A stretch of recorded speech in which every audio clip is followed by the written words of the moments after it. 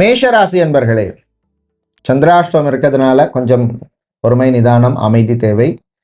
சில பேருக்கு ஏதாவது விரயங்கள் இருக்கும், சுபபீரியங்களாக மாற்றிக்குங்க. அஸ்வினி நட்சத்திரக்காரர்கள் மற்றும் பரணி நட்சத்திரக்காரங்க கொஞ்சம் கவனமாக இருக்கணும்.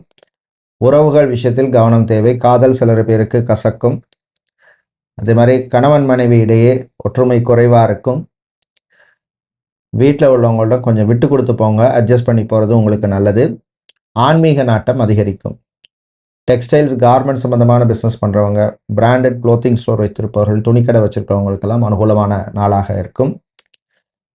வெளிநாடு சம்பந்தமான விஷயங்களில் சில பேருக்கு டிசப்பாயின்மெண்ட்டான நியூஸ் வந்து சேரும். மனம் தளர வேண்டாம்.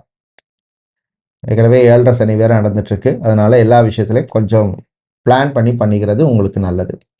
இனி நீங்கள் நல்ல பலனை பெறுவதற்கு தீய பலன்கள் குறைய வழிபட வேண்டிய தெய்வ வழிபாடு மாரியம்மன் வழிபாடு. மாரியம்மனுக்கு நீங்கள் குங்குமத்தால் அர்ச்சனை செய்து வழிபடுவது விசேஷம். அதிர்ஷ்டமான நிறம் சிவப்பு. அதிர்ஷ்டத்தை தருகின்ற எண் 7.